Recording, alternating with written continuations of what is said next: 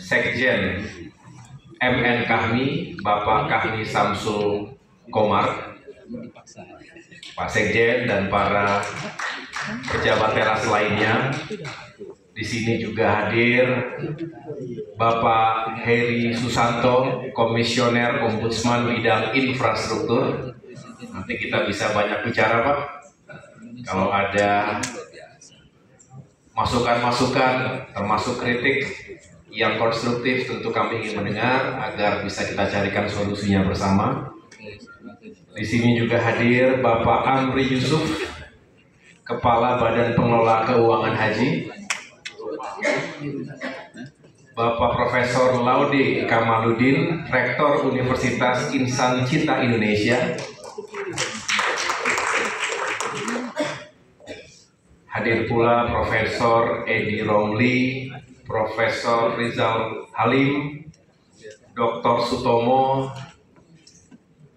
kemudian ada sahabat kami juga Bapak Ongku Hasibuan, Bupati, mantan anggota DPR RI, kemudian juga tentunya narasumber yang begitu populer saat ini, Bapak Adi Prayitno,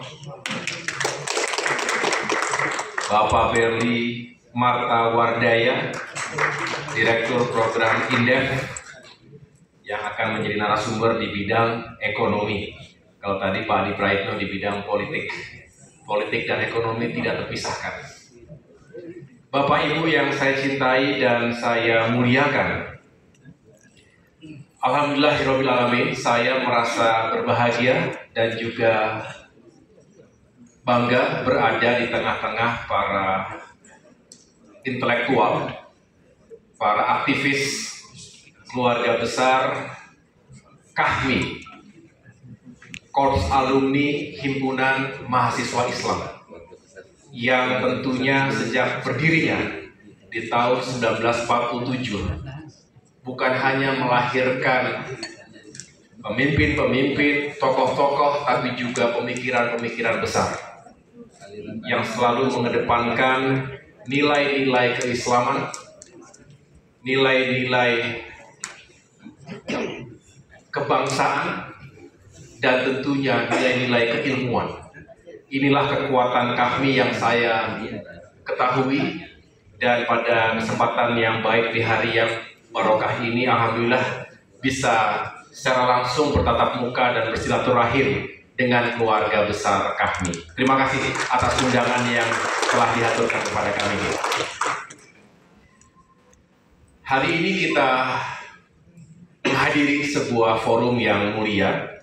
Tadi sudah kita saksikan bersama ada peluncuran buku yang tentunya juga kita harapkan bisa menghadirkan berbagai pemikiran yang baik dan diperlukan oleh pemerintah dan juga oleh negeri ini.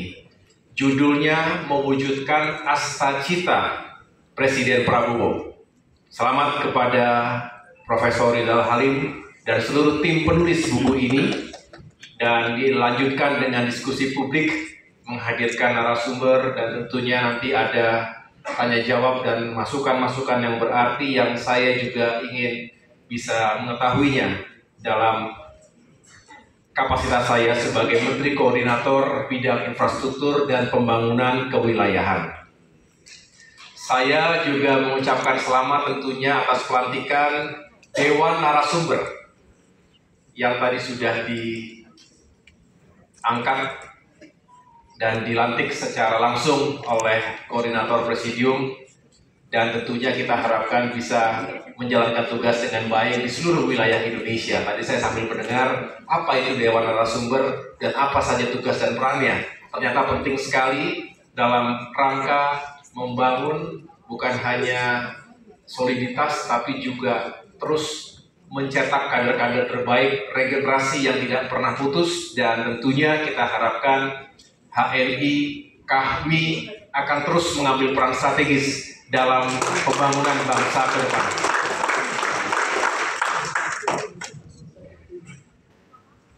Kahmi tentu harus kita apresiasi karena selama ini terus mengawal perjalanan demokrasi di Indonesia.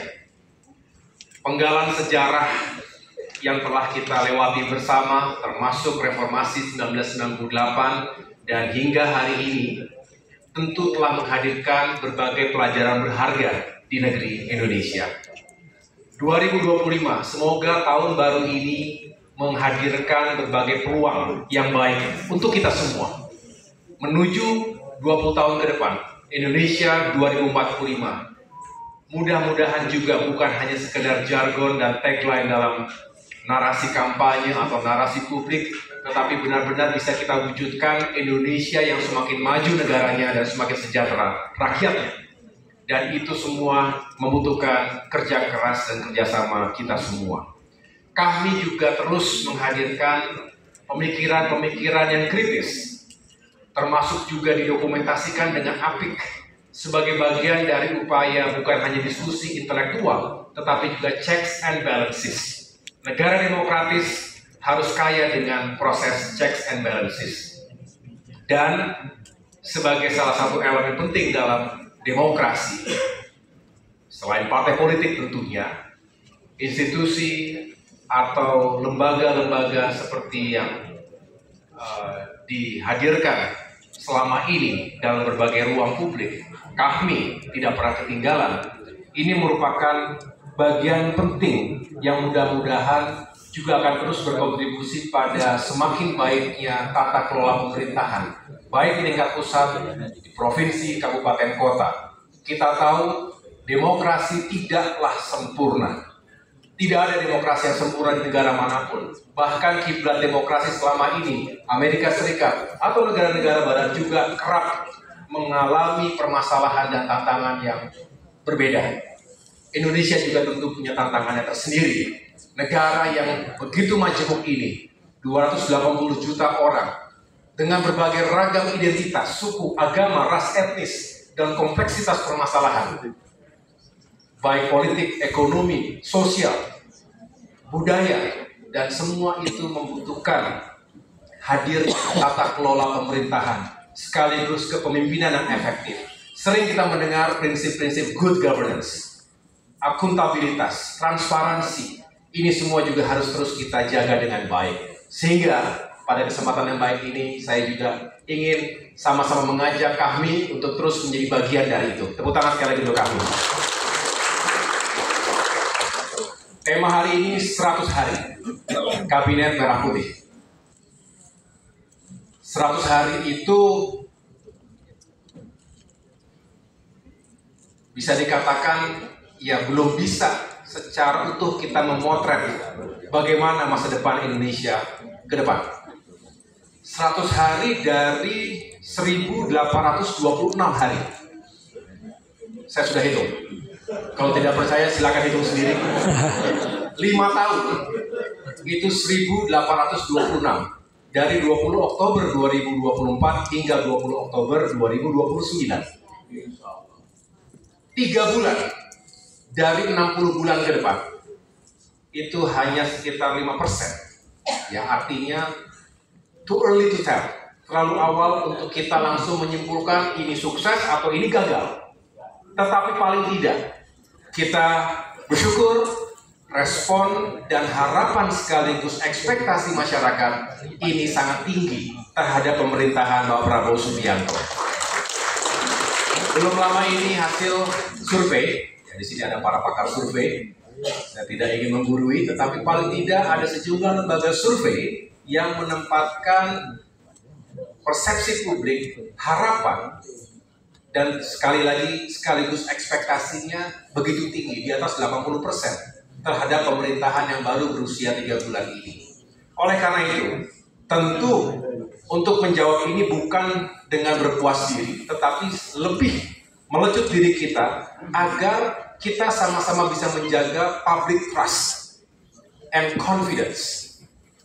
Rasa percaya dan juga yakin, optimis bahwa dengan kepemimpinan, dengan manajemen, dengan pemerintahan yang tadi menjalankan prinsip-prinsip good governance dan ingin melakukan leapfrog, lompatan-lompatan, bukan hanya business as usual, bukan hanya berjalan seperti biasa saja, tetapi ada lompatan-lompatan, percepatan-percepatan yang akan kita lakukan. Insya Allah, dengan ini maka target-target seperti apa yang telah ditetapkan dalam Asta Cita bisa kita wujudkan. Dan ini butuh kerja keras. Sekali lagi, berbicara kepemimpinan, tidak berlebihan jika kita mengapresiasi bahwa Presiden Prabowo Subianto yang juga meletakkan pentingnya persatuan, kerukunan, dan juga harmoni sebagai landasan utama jika Indonesia ingin maju dan melesat ke depan. Karena sekali lagi, di tengah-tengah heterogenitas, pluralisme yang seringkali dieksploitasi secara berlebihan, menghadirkan gesekan, menghadirkan benturan yang sekali lagi bisa menghambat kemajuan Indonesia. Justru beliau mengatakan dan memberikan contoh, mari kita rangkul semua elemen. Jika mau dan jika punya keinginan yang sama dan visi dan tujuan yang sama, mari bergabung bersama-sama dalam perahu besar, dalam sebuah perahu besar. Jadi itu juga yang menghadirkan semangat kebersamaan dan kompromi kebangsaan. Sistem demokrasi dan politik yang kita anut juga unik. Dengan demikian perlu banyak mengakomodasi berbagai perbedaan dan keberagaman tadi. Bapak Ibu sekalian, izinkan saya untuk sekarang langsung masuk ke Asta Cita atau paling tidak elemen-elemen terkait dengan pembangunan infrastruktur dan kewilayahan yang relevan dengan Asta Cita yang kita semua sudah ketahui. Dari 1 sampai dengan 8, cita-cita yang akan kita tuju tadi, ada beberapa kata kunci yang sekaligus menjadi objektif. Yang pertama adalah swasembada pangan, energi, dan air. Betul? Beliau mengatakan bangsa yang memiliki independensi, memiliki kemandirian di bidang pangan, energi, dan juga air bersih, tidak akan takut menghadapi goncangan global, termasuk ketegangan geopolitik perang di berbagai belahan dunia saat ini. Karena kita tidak perlu terlalu khawatir terhadap pasokan, supply, komoditas pangan, energi, termasuk juga ketersediaan air bersih. Itulah mengapa kita harus mencapai swasembada pangan, energi, dan air. Yang kedua, kita juga ingin menjadi bangsa yang semakin memiliki kualitas bagi kehidupan masyarakat. Sumber daya manusia menjadi utama. Indeks pembangunan manusia kita, Human Development Index kita per hari ini memang masih tertinggal. Artinya kita harus bekerja keras. Di antara 10 negara-negara ASEAN saja, kita mungkin di nomor 6. Di antara negara-negara di dunia, kita di peringkat 112. Kita harus bekerja keras agar indeks pembangunan manusia kita bisa meningkat secara signifikan. 3 sektor, yang pertama adalah pendidikan yang harus ditingkatkan. Kami adalah sebuah rumah besar yang juga selalu diisi oleh para akademisi intelektual yang juga ingin meningkatkan kapasitas sumber daya manusia bangsa. Yang kedua, melalui sektor kesehatan. Pelayanan kesehatan kita juga harus semakin baik. Tidak boleh ada yang sakit tidak tertangani. Tidak boleh ada yang sakit tidak punya kemampuan untuk berobat. Tidak boleh ada yang punya kemampuan, tidak ada rumah sakit yang cukup untuk melayani pasien. Jadi itu semua perlu ditingkatkan. Dan tentunya kualitas kehidupan sangat ditentukan oleh perumahan, oleh kondisi rumah yang juga seharusnya sehat, yang sanitasinya baik, yang punya ruang terbuka bagi anak-anaknya bisa tumbuh dengan sehat, dan lain sebagainya. Dan yang ketiga, tentu terkait dengan konektivitas. Tadi Kang Heru sudah menyampaikan, dengan membangun konektivitas antar wilayah, dari Aceh hingga Papua. Kita tahu tantangannya tidak mudah. Kita bukanlah negara kontinental yang membangun ruas-ruas jalan juga seringkali berhenti karena kita langsung ketemu laut, ketemu selat, 17.000 pulau. Kita bukan seperti Amerika Serikat, bukan seperti India, bukan seperti Tiongkok, bukan seperti Australia. Kita negara kepulauan terbesar yang sekali lagi konektivitasnya akan menghadapi tantangan-tantangan geografis, dan juga yang kita ketahui bahwa intermoda transportation ini termasuk darat, laut, udara, dan jalur-jalur kereta api harus semakin diperkuat. Ini semua juga bisa memberikan kemudahan bagi terciptanya tadi ekonomi baru, new economy di berbagai daerah.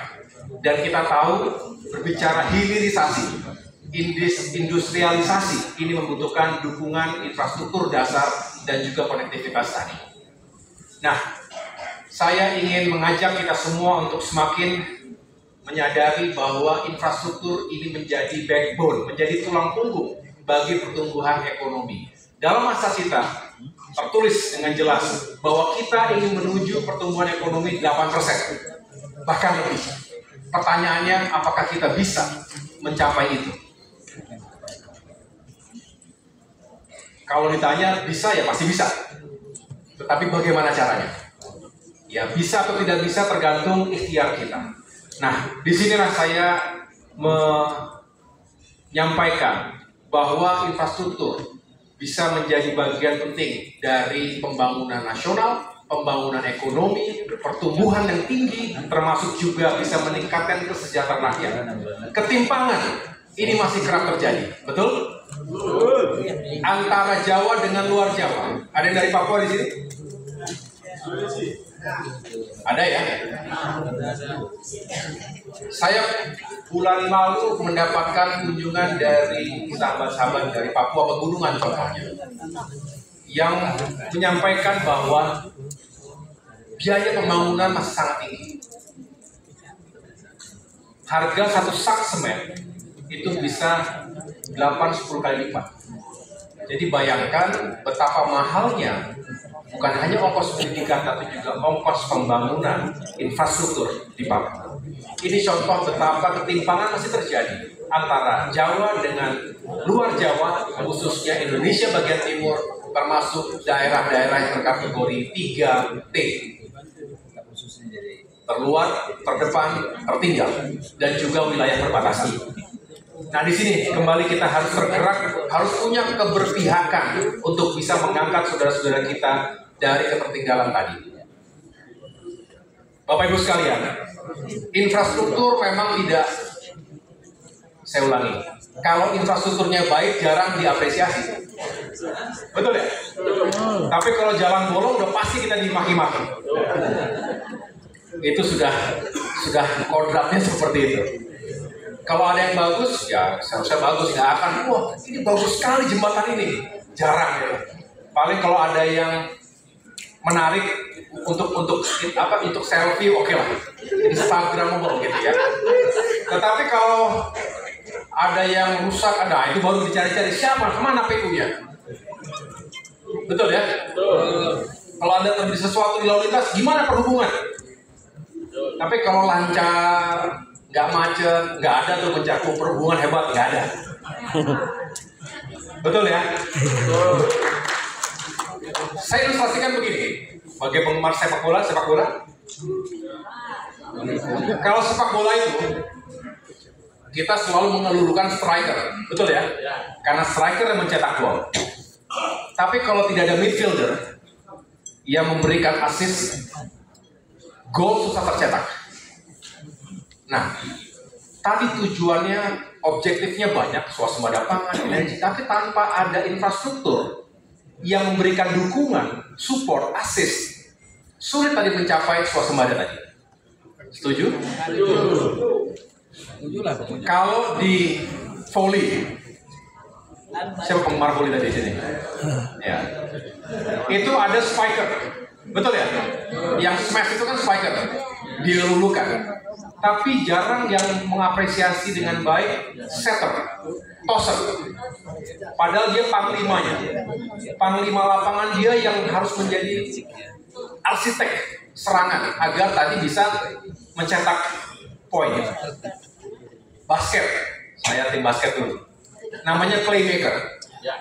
Ya, dia yang mengolah, dia yang bisa menjadi panglima lapangan, yang mengetahui kira-kira bolanya dilempar ke kiri, ke kanan, ke tengah, 3 point atau langsung di lay up begitu. Jadi artinya sama seperti infrastruktur, kita akan menjadi elemen support yang utama agar tercipta pertumbuhan, agar tercipta kesejahteraan.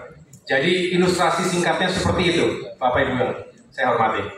Nah, KPI, Key Performance Indicators kita juga akan menentukan KPI kementerian-kementerian lembaga-lembaga lainnya. Jadi nanti bisa saya jelaskan betapa apa yang kita lakukan akan berpengaruh pada pencapaian tugas pokok kementerian dan lembaga yang lainnya. Sekarang saya ingin potret ada 3 agenda utama infrastruktur ke depan. Yang pertama tadi, infrastruktur yang berorientasi pada terciptanya kemandirian pangan, energi, dan air. Contoh yang paling konkret, bendungan. Ada banyak bendungan kita punya ya? Nah, pertanyaannya adalah apakah bendungan sudah langsung berdampak pada peningkatan produktivitas pertanian kita? Disinilah Bapak Presiden Prabowo Subianto mengatakan jangan membangun infrastruktur hanya untuk membangun infrastruktur, tapi bangunlah infrastruktur yang berdampak langsung pada produktivitas dan peningkatan kesejahteraan masyarakat. Kalau membangun bendungan, berarti harus dipastikan irigasinya, baik primer, sekunder, tersiernya tersambung dan mengairi sawah-sawah rakyat. Para petani senang karena akan semakin produktif dan dengan demikian bisa menjadi supply yang baik ke pasar. Konsumen juga senang karena harganya lebih stabil dan lain sebagainya. Jadi ini penting untuk kita bangun. Jalan-jalan desa juga demikian. Jangan sampai sulit untuk membawa hasil tani untuk dinikmati oleh masyarakat kita. Sulit mencapai pasar yang ada di sekitarnya. Contoh yang kedua, terkait dengan energi. Kembali, saya belum lama ini datang ke sejumlah bendungan yang juga bukan hanya untuk memberikan suplai air baku, air bersih, bukan hanya untuk mengairi sawah tadi, tapi juga bisa digunakan untuk tentunya energi. Energi yang terbarukan, energi yang bersih, PLTA, kemudian pembangkit listrik tenaga surya terapung dengan solar panel. Belum lagi kita bicara pengembangan teknologi energi berbasis angin dan juga geothermal. Ini semua membutuhkan pembangunan infrastruktur yang memadai. Yang terakhir terkait dengan energi juga sedang dikembangkan terus bagaimana mengolah dan mengkonversi sampah menjadi listrik. Waste to energy. Ini juga butuh inovasi dan butuh pembangunan infrastruktur yang relevan. Bapak Ibu, yang kedua, tadi peningkatan kualitas sumber daya manusia. Saya sudah ungkap di awal tadi, bagaimana kita harus memperbaiki, merenovasi belasan ribu, puluhan ribu sekolah, baik dasar, menengah maupun tinggi. Kita ingin sekolah yang baik akan memberikan kenyamanan dalam belajar mengajar sehingga lulusannya, outputnya juga berkualitas. Yang kedua, kesehatan, rumah sakit, puskesmas, semua juga harus ditingkatkan kapasitasnya, kualitasnya, termasuk pelayanannya. Dengan demikian, kita berharap masyarakat Indonesia ke depan semakin sehat. Program makan bergizi gratis. Ini salah satu upaya yang luar biasa untuk mengentaskan stunting, untuk mengentaskan masyarakat yang lapar. Kalau lapar tidak produktif, karena bagaimana memikir pelajaran, memikirkan bagaimana ia bisa melalui rasa laparnya. Banyak anak-anak kita yang masih kelaparan. Dan inilah mengapa aspek gizi ditunjang aspek pelayanan kesehatan menjadi penting. Karena hanya jika kita sehat, kita bisa produktif. Kita sering mendengar bonus demografi, betul? Apa itu bonus demografi? Bahwa 70% akan berusia produktif 2030 hingga 2040. Pertanyaannya adalah bukan jumlahnya jumlah sudah pasti kita cukup, bahkan berlebih. Tetapi kualitasnya bagaimana? Nah, kualitas sumber daya manusia, generasi muda, generasi milenial, generasi Z, dan sekarang sudah mulai generasi Alpha. Itu kalau tidak sehat, kalau tidak cerdas, justru bukan menjadi bonus demografi, tetapi bisa menjadi bencana demografi. Ini yang tidak boleh kita biarkan. Dan yang terakhir tadi terkait dengan rumah yang layak huni. Sanitasinya harus baik. Banyak saat ini yang belum punya rumah. Tercatat ada 10 juta kepala keluarga yang belum punya rumah. Ada 27 juta kepala keluarga yang menghuni RTLH, rumah tidak layak huni. Inilah mengapa program-program pembangunan dan renovasi rumah harus gencar. Harus gencar. Mengapa? Karena dengan itu kita bisa menghadirkan kehidupan yang baik. Jadi Bapak Ibu sekalian, infrastruktur yang berorientasi pada SDM pada akhirnya menjadi kunci Indonesia Emas 2045. Dan yang ketiga dan terakhir, infrastruktur harus berorientasi pada peningkatan konektivitas yang tadi saya sampaikan. Nah, disinilah saya juga ingin mendapatkan berbagai masukan bahwa Indonesia ini begitu luas. Moda transportasinya beragam. Mana yang harus kita dahulukan? Jawa yang 120 juta penduduknya, sedangkan kita juga tidak bisa meninggalkan membangun dermaga, bandara, stasiun, terminal, masyarakat yang tersebar di berbagai daerah lainnya. Konektivitas diyakini akan menjadi mesin transformasi ekonomi. Tanpa konektivitas, baik konektivitas infrastruktur jalan misalnya, maupun konektivitas digital, masih terjadi digital divide, digital gap antara masyarakat kota dengan desa, termasuk juga antara masyarakat berpenghasilan tinggi dan rendah. Inilah yang harus kita isi dan negara harus hadir. Jadi Bapak Ibu sekalian, prinsipnya adalah jika infrastruktur terintegrasi dengan baik, jika kita saling terkoneksi satu sama lain, maka bisa dipastikan Indonesia akan memiliki daya saing yang tinggi. Indonesia akan bisa membuka ruang investasi yang lebih optimal. Jangan sampai nanti uang beredar di dunia ini tidak masuk ke Indonesia karena dianggap lebih menjanjikan berinvestasi di Vietnam, berinvestasi di negara-negara lain. Indonesia bisa dan harus menjadi pusat pertumbuhan sekaligus pusat perdagangan di kawasan Asia Tenggara. Harus. Inilah kita perlu membangun konektivitas. Kalau masyarakat internasional, para investor dunia melihat Indonesia terhubung dengan baik, jelas ekosistemnya sehat, kemudian potensi ekonominya juga besar, maka mereka akan datang. Ingat elemen dari GDP, elemen dari PDB. Apa saja? CIG plus X kurang impor. Artinya ada elemen dari domestic consumption, konsumsi rumah tangga. Ada elemen dari belanja pemerintah, government spending. Dan ada elemen net antar ekspor dengan impor. Nah, kita fokus pada satu elemen, investasi. Kalau investasinya mengalir, insya Allah pembangunan infrastruktur juga bisa berjalan dengan baik. Ya, mohon doanya. Ini yang sedang kami ikhtiarkan. Berbicara dengan berbagai kalangan, saya cukup rajin bertemu dengan kalangan diplomatik, para dubes, Bank Dunia dan lain sebagainya yang juga memiliki ketertarikan untuk berinvestasi pada sektor pembangunan infrastruktur di Indonesia. Nah, yang terakhir, supaya fair, tadi bicara harapan tapi juga tantangan. Sekarang saya ingin bicara tantangan. Tantangan ada 3 paling tidak. Yang pertama, tantangan atau permasalahan infrastruktur selama ini adalah perencanaan yang mungkin tidak selalu terintegrasi dengan baik. Kita harus jujur mengatakan bahwa ada beberapa proyek infrastruktur yang sudah terbangun, sudah jadi, tapi tidak optimal. Betul? Kita mengapresiasi dan mengucapkan terima kasih kepada semua yang telah membangun infrastruktur lintas pemerintahan, lintas kepemimpinan, karena pembangunan infrastruktur tidak bisa hanya setahun 2 tahun, ini panjang prosesnya. Jadi sudah banyak yang dihadirkan oleh pemerintah-pemerintah sebelumnya, Dan kini kita harus lebih baik lagi. Integrasi penting. Perencanaan tidak boleh sepotong-sepotong. Bandara yang besar dibutuhkan, misalnya di suatu daerah, karena bandara yang ada sudah tidak mencukupi. Tetapi jangan sampai bandaranya jadi, konektivitasnya tidak diperhatikan dengan baik ataupun tidak direncanakan sejak awal. Begitu jadi tidak optimal, pengunjungnya sedikit, penumpangnya sedikit, akhirnya sepi, akhirnya banyak yang merugi. Kalau sudah merugi, sulit kita bisa mengoptimalkan penggunaannya. Dan inilah yang harus kita carikan solusinya, termasuk bendungan. Bagus bendungan, tetapi tidak nyambung ke irigasi.